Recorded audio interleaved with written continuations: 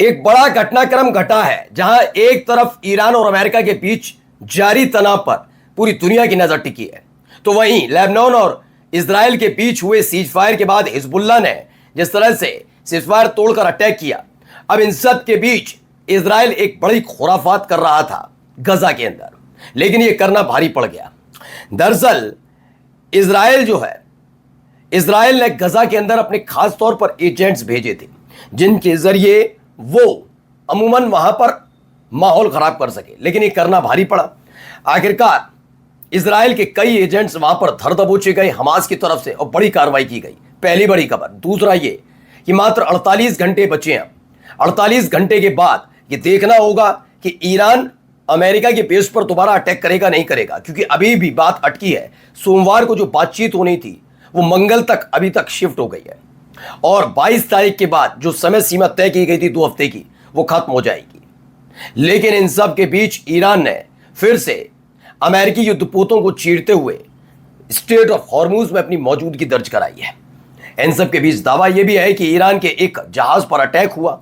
कहां अटैक हुआ, कहां सीज किया गया और चीन से इसका क्या लेना देना है, वो भी दिखाएंगे। और खबर तो आपको दिखाएंगे ये भी कि जेडी वेंस को एक सलाह दी गई है। सलाह किस वक्त बारे में, जरा देखिए। नमस्कार, मैं हूं प्राज्वल गौतम और आप देख रहे हैं न्यूज सर्किल।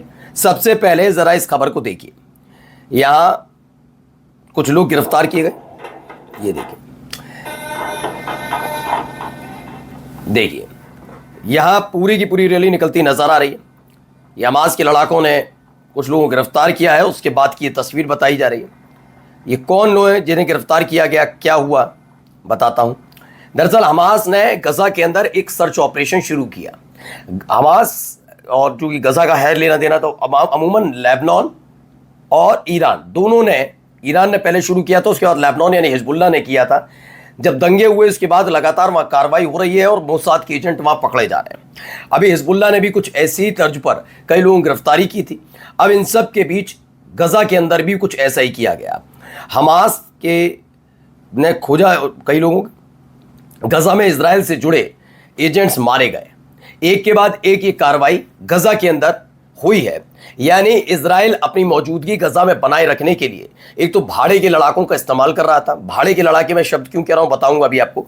दूसरा, आईडीएफ की मौजूदगी एक बफर जोन के नाम पर उसने बनाकर रख दी, जैसा वो लेबनान में कर रहा है, और एजेंट्स अंदर घुसाकर वो वहां पर माहौल खराब करने की और गजा में हमास के खिलाफ खड़ा करने की कोशिश कर रहा था। लेकिन फिलहाल हमास के हत्थे इजराइल के एजेंट चढ़े जिन्हें मार दिया गया। बात यह है, भाड़े के लड़ाके वो हैं जिन्होंने हमास के खिलाफ खड़े होकर इजराइल की मदद करने की कोशिश की थी। वो बात अलग है, वो अपने काम में कामयाब नहीं हो पाए। जब आईडीएफ के सैनिक लगातार मारे जा रहे थे, सीज फायर के आखिरी वक्त में लगातार मारे जा रहे थे, लगातार। इस पर इजराइल ने अपने सैनिकों की जगह एक लड़ाका संगठन को खड़ा किया था। पैसा लीजिए, हथियार लीजिए, और अगर हमास को खत्म कर दिया जाए, गजा पर इजराइल के लिए कब्जा सुनिश्चित कर लिया जाए, तो एक ऑफर था कि गजा का एक बड़ा हिस्सा इस लड़ाका संगठन को दे दिया जाएगा। लेकिन वो कामयाब नहीं हो पाए। फिलहाल ऐसे ही कई एजेंट्स उनके पकड़े गए। अब इन सब के बीच ईरान की तस्नीम मीडिया है, उसने एक बड़ा दावा कर दिया है। दावा यह है कि ईरान का जो स्ट्रेट ऑफ हॉर्मुज वाला इलाका, उसका बाहरी इलाका जो है, अमेरिकी ब्लॉकेड, अमेरिका की नाकाबंदी वहां पर चल रही है। लगातार खबरें आ रही हैं। इससे पहले भी ईरान के कई जहाज इस नाकेबंदी को तोड़ चुके हैं। पहले चीन ने तोड़ा था और उसके बाद ईरान के भी जहाज। अब इन सब के बीच ईरान की एजेंसी का दावा है, एक जहाज है जिसका नाम है शबाब 2, flying the Iranian flag crosses the straight of Hormuz after departing from the port of Rajai toward India. तो फिलहाल शबाब 2 नाम का ये जो शिप है, ये स्ट्रेट ऑफ हॉर्मुज को क्रॉस करता है। ईरान का फ्लैग इस पर बकायदा, ऐसा नहीं कि गुपचुप तरीके से झंडा हटा लिया, दूसरे देश का झंडा लगा दिया अमेरिका के युद्धपोत को चकमा देने के लिए, ऐसा कुछ नहीं किया। उन्होंने ईरान का ही फ्लैग लगाया। शबाब 2 नाम का ये जहाज वहां से गुजरता है। युद्धपोतों की नजर पड़ती है अमेरिका के युद्धपोत, लेकिन करते कुछ नहीं है और आराम से स्ट्रेट ऑफ हॉर्मुज को पार कर गए। यानी नाकाबंदी पूरी तरीके से अमेरिका की तोड़ कर रख दी ईरान ने एक बार फिर से। लेकिन हाँ, खबर एक और आई निकल कर। खबर क्या है, पहले ये देखिए। Says it was loaded with dual-use chemicals used to manufacture ballistic missiles. Beijing just got caught doing us dirty, and Trump will make them pay. The Tuska was traveling from China to Washington. तो इसमें है कि Iran ये China की तरफ जा रहा था, एक शिप है ईरान का, ये भी दावा है कि तोस्का नाम का कार्गो शिप है, ये सीज किया गया अमेरिका की मिलिट्री की तरफ से। इसमें दावा है कि इस शिप में भारी केमिकल था, वो चाइना से जा रहा था, use to manufacture ballistic missile. ये दावा किया गया है कि मैन्युफैक्चर बैलिस्टिक मिसाइल को मैन्युफैक्चर करने के लिए तमाम साजो सामान इसमें भेजा जा रहा था चीन की तरफ से ईरान, लेकिन अमेरिका की मिलिट्री ने इसे फिलहाल सीज कर लिया, ऐसा दावा है। जहाँ एक तरफ सवाब 2 नाम का एक शिप गुजर जाता है, तो वहाँ दूसरी तरफ दावा है कि ईरान के शिप को अपने कब्जे में ले लिया। अब ईरान का शिप है, वैसे चीन का शिप तोसू का नाम है, तो चाइना का शिप ज़्यादा नजर आता है। ये चीन से चलकर ईरान पहुंच रहा था। दावा सिर्फ इतना किया गया इसमें केमिकल था, और केमिकल के साथ साथ बैलिस्टिक मिसाइल मैन्युफैक्चर करने के लिए साजो सामान इसमें लदा था।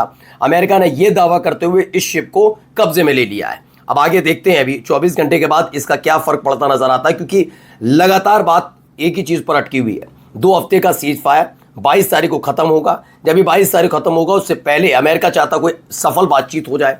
दरअसल ईरान के शिप पर जो अटैक हुआ था, फायरिंग हो गई थी अभी 3 दिन पहले, उसके बाद ईरान नाराज हुआ। उसने कहा बातचीत और फायरिंग यानी कार्रवाई और बातचीत एक साथ नहीं चल सकती। जब सीज फायर है तो सीज फायर। आपने नाकेबंदी कैसे की, आपने फायरिंग कैसे की हमारी शिप पर, और सोमवार को जो इस्लामाबाद में बैठक होने जा रही थी, उस बैठक को लेकर उसने मना कर दिया, उस बैठक में हम शामिल नहीं होंगे। अब सबकी नजर टिकी है कि क्या मंगलवार को यह बैठक हो सकती है। अब देखिए खबर भी आई, सैयद मोहम्मद मरांडी हैं, उन्होंने कहा, उन्होंने एक एडवाइस दी है अमेरिका के वाइस प्रेसिडेंट JD वेंस को to unpack his suitcase and not to head to Islamabad. उन्होंने कहा कि अपने जो बोरिया बिस्तर, मतलब जो अपना सामान सूटकेस वगैरह आपने सेट किया है, उसे खोल दीजिए, कोई ज़रूरत नहीं है आपको इस्लामाबाद आने की। क्यों? क्योंकि कहा जा रहा है कि एक्सियोस के मुताबिक ईरानी वार्ताकारों को सुप्रीम लीडर से अमेरिका के साथ पाकिस्तान में बातचीत की हरी झंडी मिल गई है, जबकि ईरानी मीडिया हॉर्म्यूज में फायरिंग इंसिडेंट के बाद बातचीत से इनकार कर रही है। इसी बीच खबर यह भी है कि JD वेंस आज देर रात वाशिंगटन से इस्लामाबाद रवाना होंगे। उनके साथ स्टीव विटकॉफ और जेरेड कुशनर भी रहेंगे। जेरेड कुशनर ट्रंप के दामाद हैं, वो भी मौजूद रहेंगे। चलिए, एक और बड़ी खबर निकलकर इसी बीच आई। खबर क्या है कि ईरान एक बड़ा अटैक करने की सोच रहा है। दावा किया जा रहा है कि ईरान इस तरह का हमला करने की सोचा है जिससे 32% जो तेल का है, गैस के है व्यापार, जो शिप गुजरते हैं, वो उस पर रोकथाम लग जाए। इससे हाहाकार मच सकता है। ईरान ये अभी नहीं कर रहा, ये तय कर रहा है कि 22 तारीख के बाद ऐसा कोई घटनाक्रम उठाया जाए।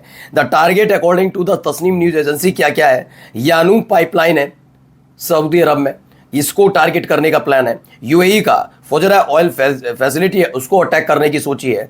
और हूती लड़ाके जो है, इसमें बाब अलमंदेब स्ट्रेट जो है, जो लाल सागर में घुसने का प्रवेश द्वार कहा जाता है, उसे ब्लॉक करेंगे। यानी जिस तरह की नाकेबंदी करने की कोशिश अमेरिका की तरफ से स्ट्रेट ऑफ हॉर्मूज के बाहर हो रही है, वैसे ही बाब अलमंदेब स्ट्रेट को क्लोज करने की सोची जा रही है कि हूती लड़ाकों से कहा जाए उसे वो क्लोज करें।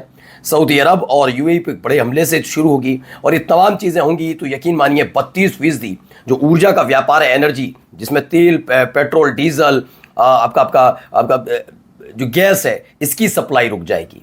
अब देखते हैं 24 घंटे के बाद, 48 घंटे के बाद क्या होने जा रहा है। नमस्कार।